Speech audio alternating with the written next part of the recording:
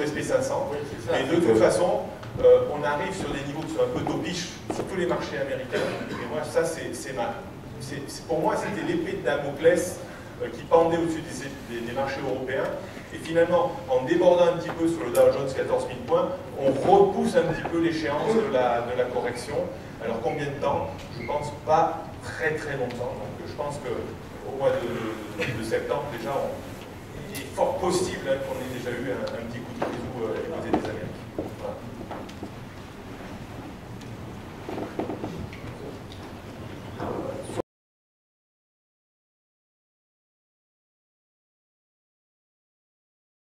Puisque les dividendes ne sont pas intégrés. Pas du tout, ce qui n'est pas du tout le cas du DAX. Hein. Le DAX, les dividendes sont intégrés dans la perf. Enfin, le DAX n'est pas du tout à son plus haut. Il est au plus haut parce qu'il tient compte de la richesse des portefeuilles. C'est-à-dire que le dividende est intégré dans la performance.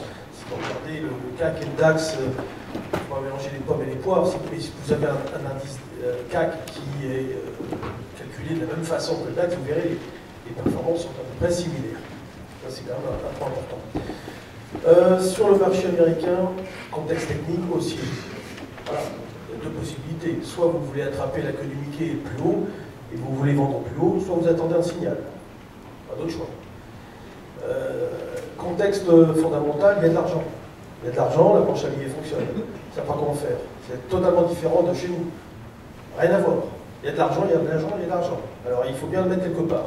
Donc les marchés montent.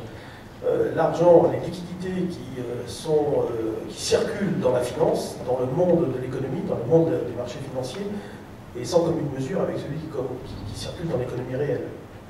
D'où les problèmes de bulle potentiels. Donc dire que les marchés sont topiches, oui, enfin, non, s'il n'y avait pas cet argent, il ne serait pas topiche. Le problème, c'est est-ce que cet argent va disparaître? Probablement non. La politique qui a été annoncée pour la suite des événements, eh bien, c'est quoi? On va continuer à imprimer du billet, mais un peu moins, probablement. Et ça peut durer 1 an, 2 ans, 3 ans.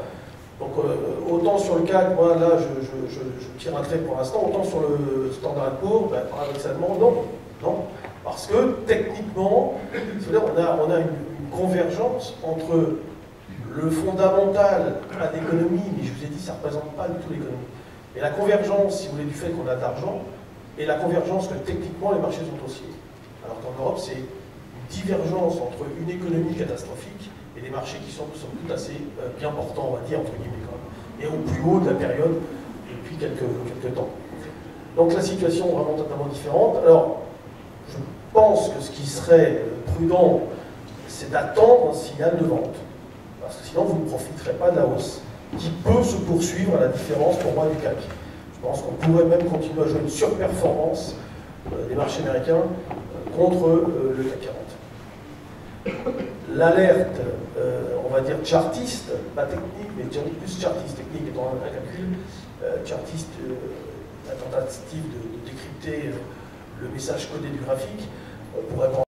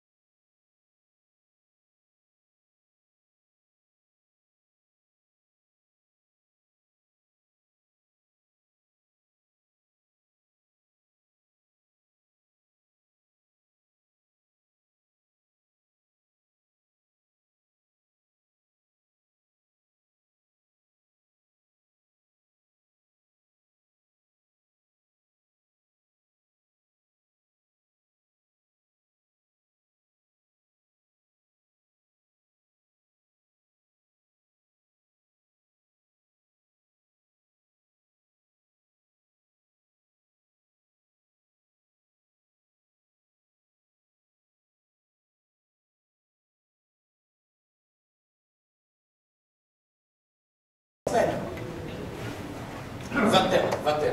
Donc voilà, donc là regardez, quand 21 périodes, là, si possible. En weekly,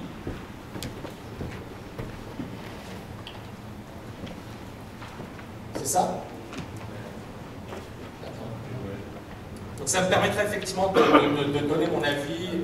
Voilà, donc quand vous regardez, là je vais utiliser le pointeur, je pense que ce serait intéressant. Regardez, ouais.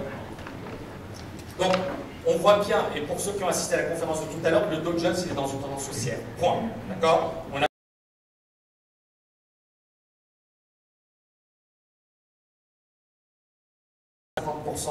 la zone de neutralité, on vient se poser sur. On progresse, on décline, on vient se poser sur cette zone. Là, le RSI, là. Est-ce que ça va continuer à monter? On est bien d'accord qu'on est suracheté. Donc, au moins, attendre une consolidation.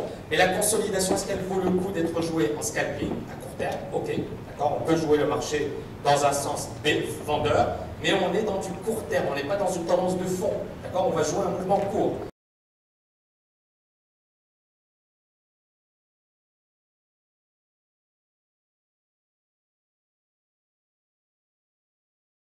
Minimum à attendre pour se positionner sur le Dow Jones à l'achat.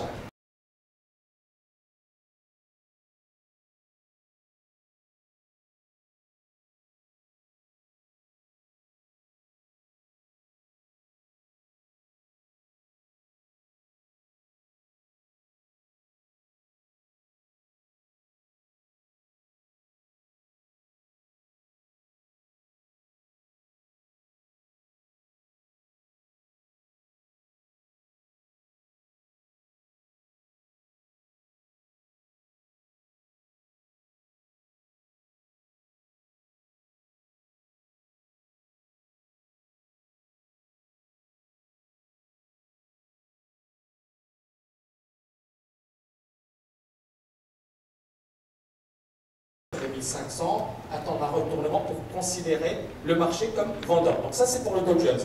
J'ai envie d'analyser l'euro. Mais pardon, c'est bon, c'est pas grave. J'ai envie d'analyser l'euro-dollar et l'euro-yen. Et le dollar-yen. Rapidement, et le gold, c'est intéressant. Rapidement, hein, c'est juste pour se mouiller un peu. Non, mais tu veux les indicateurs aussi? Non, c'est pas une obligation. Donc l'euro-dollar, la weekly daily si possible.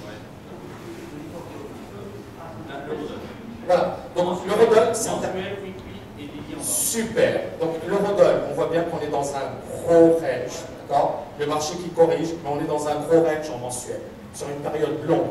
Donc effectivement, le marché peut glisser un petit peu, d'accord? Il n'y a aucun problème. Donc sur ce point-là, il n'y a pas de problème.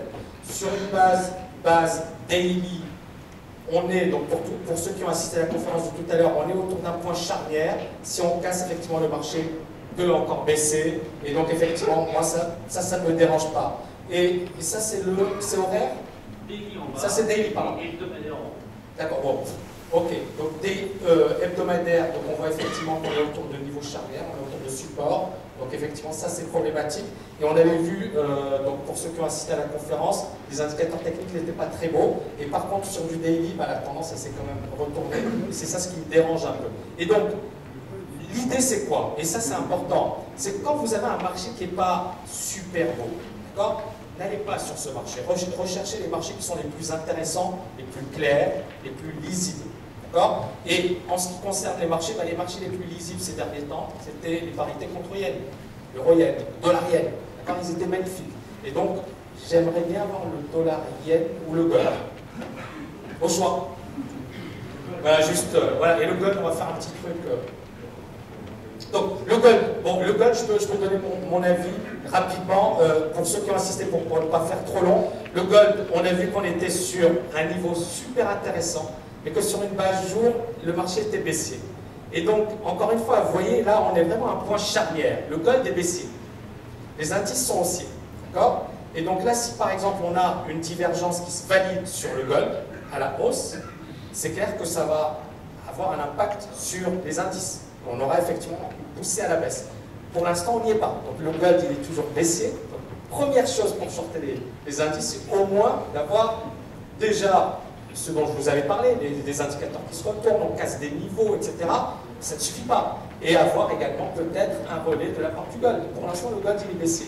Donc effectivement, ça donne également une information. Okay, et voilà. Et sur l'euro yen, etc., le dollar yen, j'en avais parlé tout à l'heure, donc rapidement, on est toujours dans une tendance haussière. Les marchés ont fortement poussé. Donc encore une fois, on va probablement avoir une consolidation dans les jours qui viennent, ce qui est tout à fait normal.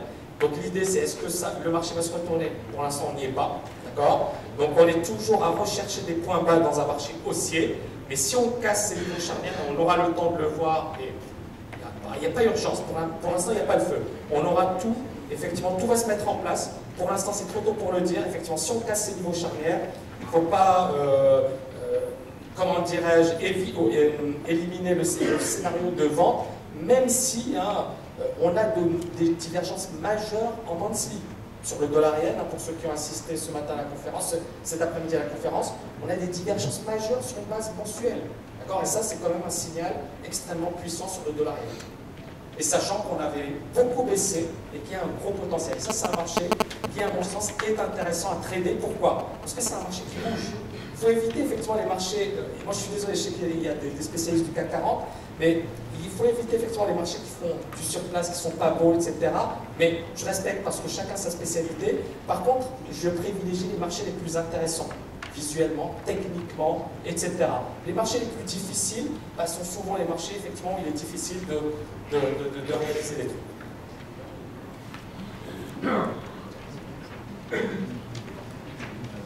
J'avais préparé un petit slide sur l'or. J'ai assisté à la conférence de l'or ce matin.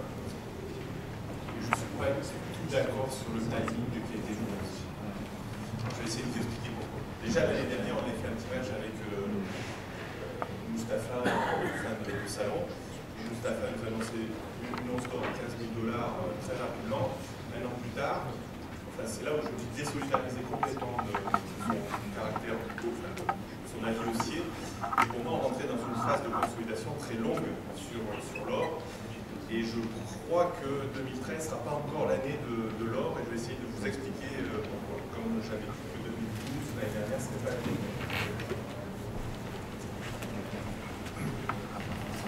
Ça, c'est l'once d'or en dollars. On analysera rapidement l'once d'or en euros tout à l'heure. Parce que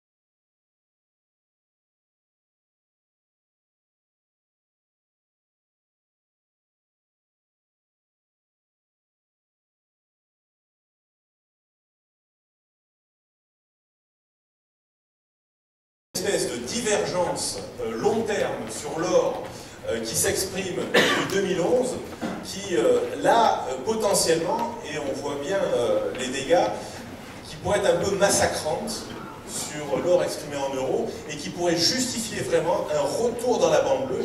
Et vous voyez en fait que la forte hausse de l'or qui était cadencée par ma bande rouge et qui était au-dessus des bandes de Bollinger mensuelles, là on est en train de casser la bande rouge, de rentrer dans les bandes de Bollinger avec une situation de divergence baissière très nette, ce qui indique vraiment un coup d'arrêt, mais alors très très fort du mouvement haussier, et on va rentrer à mon avis dans une consolidation au mieux latérale pendant encore 1 an, voire peut-être 2 ans, et au pire, on pourrait perdre entre 10 et 15% sur le marché de l'or. Donc je suis totalement en déphasé par rapport au timing de mes confrères de ce matin. Déjà, Mustapha, l'année dernière, il nous annonçait 15 000, cette année, c'est plus que 5 000, donc il est en train un petit peu de marcher à repose-poil, et vous verrez l'année prochaine, ce sera 2 000. Donc j'ai perdu un ami parce qu'il a dit que ceux qui pensaient que l'or allait baisser, c'était plus son ami. Donc bon, j'ai perdu un ami, j'en suis désolé. Voilà ce que je voulais dire sur l'or. Donc pareil, pour moi l'or est plombé, vous pouvez acheter du plomb. Et pareil que l'année dernière, si vous pensez que l'or va monter, achetez de l'argent. Et là je suis en phase avec, je ne sais plus qui disait ce matin, c'était M. Colleux. Ouais. Merci à Stéphane de m'avoir fait honneur, c'est super sympa, Non mais rapidement, c'est vrai que mais par contre, je vais être un petit peu en porte-à-faux, mais bon, c'est pas méchant, c'est que effectivement on a une divergence, le stochastique est tout de même sur un point bas. Tout à l'heure pour ceux, et je vais, encore une fois c'est une bonne analyse, mais je vais juste donner mon avis et point. Vous avez vu pour ceux qui ont assisté à la conférence, le RSI était sur la zone de neutralité sur une base mensuelle. Sur une base daily, il est baissier. Donc, je suis baissé sur l'or à court terme. On est quand même sur des niveaux charnières. On n'a pas encore de signal acheteur. Je ne suis pas... Alors, pour ceux qui ont assisté à la conférence, alors c'est il y a longtemps, hein, en 2010. Je ne sais pas si vous aviez assisté, mais effectivement, je parlais de l'or et je disais, donc il y a une vidéo qui circule sur YouTube, etc. C'est assez intéressant. Et je disais que pour moi, l'or, j'étais très mitigé. Donc, effectivement, je n'ai jamais cru que l'or allait monter sur les 5 000 ou les 15 000. On est d'accord. Et effectivement, moi je ne partageais pas ce point de vue. Autre chose, j'étais haussier sur les indices en 2010. J'étais très haussier. Et effectivement, pourquoi? Parce que tous les indicateurs étaient au vert, j'en ai amplement parlé tout à l'heure. Par contre, sur le gold, je suis vraiment, et c'est là où je suis un peu mitigé. C'est-à-dire, je me dis, ok, il y a la divergence, mais le RSI, on est sur la zone de neutralité, le stochastique, on est sur un point bas. Vous voyez cette grosse bougie, on est dans cette zone de conso, donc on n'a pas de signal acheteur, mais on est quand même sur des points bas. Donc, pour véritablement vendre le gold, c'est les 1200. D'accord? 1200, ça nous donne le signal vendeur. Et là, je suis avec Stéphane. Pour l'instant, je suis en stand-by. Voilà. Ouais, juste pour... Je ne suis pas forcément vendeur sur l'or. Je pense qu'on reste dans une tendance haussière, c'est clair, mais elle ne va pas se réactiver immédiatement. C'est-à-dire qu'au mieux, on va rester exprimé en dollars entre 1500 et 1800. Je pense que c'est le mieux à espérer cette année, c'est 1700, 1800. Mais je n'exclus vraiment pas qu'on ait un petit trou d'air à un moment donné, et ça serait peut-être même intéressant, ça éjecterait un certain nombre d'intervenants sur le marché, et les smart investisseurs reviendraient acheter de façon cannibalesque, entre guillemets, l'or vers 1400 $. Donc si vraiment on a un trou d'air, vous inquiétez pas trop, je pense qu'il faudra ramasser à 1400. Voilà. On a encore 5 minutes, on va aller jusqu'à 17h35, mais je vais me faire taper sur les doigts, par ma pelle. Qu'est-ce que je veux dire? Alors, on va passer un petit peu à quelques questions, donc pas trop de questions, mais courtes, et vous précisez quoi et à qui vous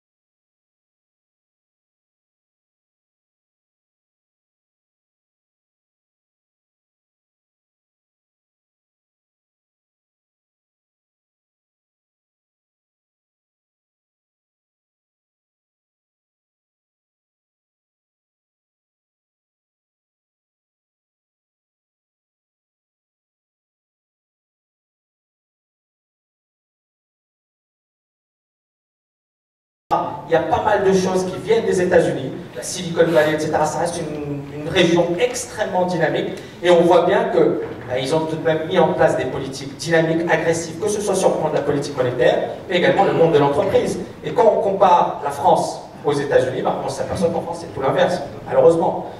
C'est lent, sur le plan de l'innovation, on prend du retard, sur le plan des investissements, on n'y est pas, sur le plan des liquidités, sur le plan de l'entreprise, aujourd'hui en plus, on parle beaucoup de la taxation, etc.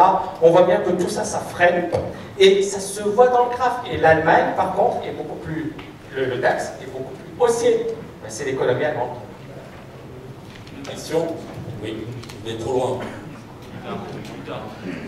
Oui, je crois qu'il y a 3 piliers. Il y a l'or, les actions, les obligations. Personne n'a parlé des obligations. Est-ce que peut-être M. Cussac, je ne sais pas, le Solitaire pourrait nous situer par rapport à ces vases communicants?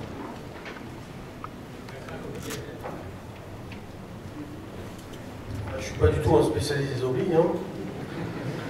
Mais comme ils me disent, vas-y, j'ai pas envie d'en parler, j'ai pas envie d'en parler. Donc quand c'est la galère, c'est pour moi. C'est le plus ancien sur le marché qui va. Non, mais qu'est-ce que vous voulez dire? L'argent ne veut pas aller aujourd'hui sur les obligations, on est bien d'accord, donc ça va sur les actions, aux États-Unis, c'est tout. Donc tant que les taux seront aussi bas, les obligations n'ont aucun intérêt. Aujourd'hui, on s'inquiète pour placer son argent, c'est-à-dire même pour ouvrir notre argent dans les banques n'est plus sécurisé. Vous avez eu, avec les chiffres, on a ouvert la porte au fait que même les 100 000 premiers euros ne sont pas sécurisés. Alors on cherche à prêter de l'argent à des mains fortes. Bon voilà, donc qu'est-ce que... Oui, c'est normal, les taux sont au plus bas. Donc si à un moment donné les taux remontent, elles baisseront. Alors votre question c'est quoi? Est-ce qu'on est au bord d'un krach obligataire? Quel va être le mouvement par rapport à la stratégie que vous avez évoquée? Alors je suis même... Un instant, oui. Si vous voulez jouer les obliges, bien sûr qu'il y a des acheteurs, je ne suis pas du tout d'accord avec Jean-Louis, le Bund vient de faire un gap, sur les Bund futurs, ça vient de faire un gap à la hausse, il explose tout à l'occasion de la crise de Chypre.